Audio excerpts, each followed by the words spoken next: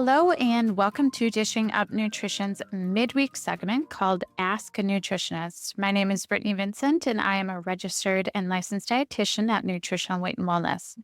On today's show, I will be answering a couple of questions related to gluten. How do you know if you have a gluten sensitivity, and when should you get tested for celiac disease? Great questions. Very common, and I think this will help a lot of our listeners out. So, first off, I want to talk about gluten and what it actually is. I think we've all heard the word gluten, and a gluten free diet has become a lot more common in recent years, but you might not understand what exactly it is. Well, gluten is a protein found in wheat, barley, and rye. And if you've ever baked bread or watched dough stretch, that elasticity comes from gluten. It's what gives bread that chewy texture and why gluten is just so common in our food supply. But for some people, gluten can cause a lot of issues. So, how do you know if gluten is bothering you? Let's start with some of the common symptoms. In this instance, gluten intolerance and gluten sensitivity are often used interchangeably, but on today's show, I am going to refer to it as gluten sensitivity. So, one of the biggest clues that you might have a gluten sensitivity is persistent digestive issues. So, think bloating, gas, diarrhea, or even constipation. And they might not happen right after you eat gluten. And so that's what's tricky about figuring out what is causing your digestive symptoms. Sometimes it can be a delayed effect. So I would just keep that in mind as you are trying to pinpoint what your specific triggers are. And so these type of digestive symptoms, they can occur because gluten can increase the permeability of your gut. This is commonly known as leaky gut. So when your gut is more porous than it should be, that allows unwanted things like undigested food particles and toxins to seep from your intestinal tract into your bloodstream. This creates a lot of inflammation. And that your body responds to that inflammatory response with all sorts of unpleasant symptoms. But I do want you to keep in mind that gluten sensitivity is not always about digestive symptoms. In fact, some people don't experience digestive issues at all when they have a gluten sensitivity. They may experience more headaches, joint pain, or skin problems like eczema or psoriasis. And if your gut is inflamed, it is common that it manifests through your skin because your skin is actually your largest organ. So you might be listening to this thinking, oh, I've had some unexplained fatigue, brain fog, or skin issues.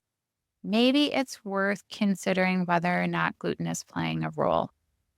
And this goes on to the question of when should you get tested for celiac disease? And what is the difference? Gluten sensitivity is, one thing, but celiac disease is a serious autoimmune disorder where eating gluten causes your body to attack its own small intestine, specifically attacking your villi in your small intestine. These are finger-like structures that absorb your nutrients. And celiac can lead to all sorts of complications like nutrient deficiencies because your body can't absorb the vitamins and minerals from your food. So, here is a very shocking statistic for you. About 80% of people with celiac disease go undiagnosed. It's a huge number of people who are likely dealing with symptoms like digestive issues, anemia, or even osteoporosis without knowing the root cause. And I do want to mention if somebody in your family, especially your immediate family, has celiac disease, I would recommend you get tested, even if you don't necessarily have these symptoms. I've had some clients over the years, and that's how they've realized that they have celiac is just because a family member tested positive for it. So then they got tested and they didn't necessarily have these more common symptoms. So that would be an important thing to also keep in mind. And if you suspect celiac, I would definitely talk to your doctor about testing. And getting tested for celiac disease isn't always straightforward. The gold standard is a biopsy of your small intestine. But before that, your doctor would do a blood test to check for antibodies. And if that's positive, then likely a biopsy would follow that. But it is super important to know that you have to be eating gluten when you get tested. If you've already cut gluten out of your diet, the test might give you a false negative because your body isn't producing those antibodies anymore. So, if you do suspect celiac disease might be a possibility for you, it might be tempting to avoid gluten right away, but I would recommend getting tested just to rule that out. I know continuing to eat something that might be causing the discomfort is not ideal, but it is important to get an accurate diagnosis. It is time for me to take a really short break. And when I get back, I'm going to talk more about gluten sensitivity.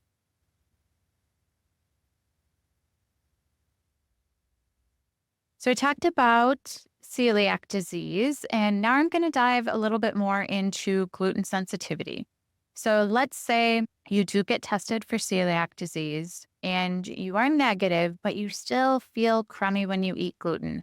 Or maybe you haven't even connected your symptoms to gluten specifically, but you have a lot of those digestive symptoms or headaches, joint pain. It would be worth exploring. And that's where the gluten sensitivity comes in. So, unlike celiac disease, gluten sensitivity doesn't cause that autoimmune response, but it can still make you feel really uncomfortable and miserable. Your symptoms can still be pretty severe, and a gluten sensitivity will still create damage to that villi in your small intestine. It's not going to be as severe as it would with celiac disease, but gluten sensitivity can also create nutrient deficiencies because of that. Other symptoms could be digestive symptoms, bloating, constipation, diarrhea, could also be joint pain. Some people are more affected with their mood from gluten than they are digestively. And fatigue can also be another big symptom of gluten sensitivity. Unfortunately, there's not necessarily a definitive test for gluten sensitivity like there is celiac disease. You can get tested for it, but it's definitely not the end all be all. So the best way to figure out if gluten is a problem for you is just eliminating it. Think about doing a little experiment with yourself. So for 3 weeks, eliminate gluten 100%. If you could do it longer than 3 weeks, that's great. But I would say minimum 3 weeks. And I do say 100% because you might think that a piece of regular toast once a week is not a big deal. But for some people with a gluten sensitivity, that does create enough inflammation to wreak havoc. So then you're just not getting a clear answer whether or not gluten is an issue for you. So eliminate that gluten 100% for at least 3 weeks. And if symptoms improves, well, then you have your answer. Your body just does not tolerate gluten. So, what this means specifically, eliminating bread, pasta, baked goods, really anything with flour. Gluten sneaks into other things like soy sauces, sometimes some other sauces, dressings, and there's other surprising foods out there that it can sneak into. But the great news is eating a diet in whole, real foods is naturally gluten free. So that would be animal proteins, including dairy, if tolerated, eggs, meat, fish, vegetables, starchy vegetables like squash, sweet potato, regular white potato, and other starches like quinoa, wild rice, and beans are all naturally gluten free. And then the healthy fats, all of those healthy fats, butter, olive oil, nuts, seeds, those are also all going to be naturally gluten free. I will say I have followed a gluten-free diet for over a decade now, and I promise you, I do not feel deprived. I eat delicious food every single day.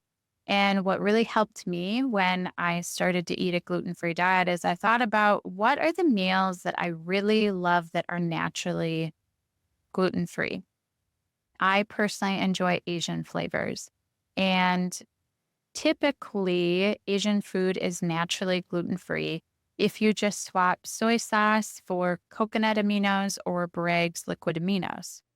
So that could be stir fries, curries. I mean, the options are almost endless. And we have a delicious egg roll in a bowl recipe on our website and some really yummy stir fry recipes you can find at weightandwellness.com. And actually, all of our recipes on our website are gluten free. So that can be a wonderful resource. I do know it might be tempting to go out and buy all the gluten free products because there are lots of them nowadays. But I want you to keep in mind they are often even more processed and higher in carbohydrates than their gluten containing counterparts. So, it's nice to have them available for special occasions, but on the day to day, it really is best to focus on a diet of real food. And you might be wondering, when is the right time to get tested or try eliminating gluten? I'd say if you've been dealing with chronic digestive issues, fatigue, skin issues, or even brain fog, it really is worth looking into gluten, especially if you've tried other things, modifying other parts of your diet or taking a probiotic, but that hasn't necessarily eliminated your symptoms. If you're concerned about celiac specifically, talk to your doctor before eliminating gluten. They can help guide you through that testing process. And for everybody else, if you're curious or just suspect that gluten might be an issue, I encourage you, give it a try. Do that experiment on yourself for 3 weeks. And at the end of the 3 weeks, you're going to have your answer if gluten is an issue for you or not. And it's much more motivating to stay away from it if you know that when you eat gluten, you might get diarrhea or a headache or whatever your specific symptoms might be. And do remember it's important to try to replace gluten containing foods with those healthy, balanced alternatives, like I was mentioning vegetables, animal proteins, healthy fats. And a gluten free diet should not be a doubt about deprivation.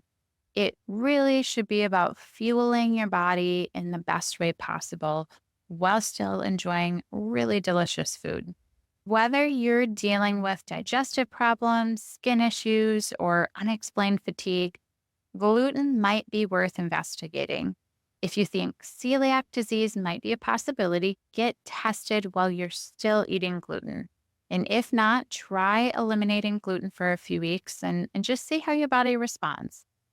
And as always, if you're unsure, don't hesitate to make an appointment with myself or one of the other dietitians on staff. We are here to help you figure out what works best for your body individually. Thank you so much for listening to Dishing Up Nutrition's Ask a Nutritionist. I hope you enjoyed today's show. And if you found this episode helpful, be sure to leave us a rating or review on your favorite podcast app so we can help even more people discover the connection between what they eat and how they feel.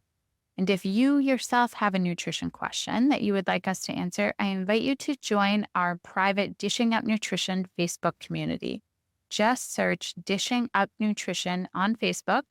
Then once you've joined, feel free to join the conversation and ask whatever questions are on your mind.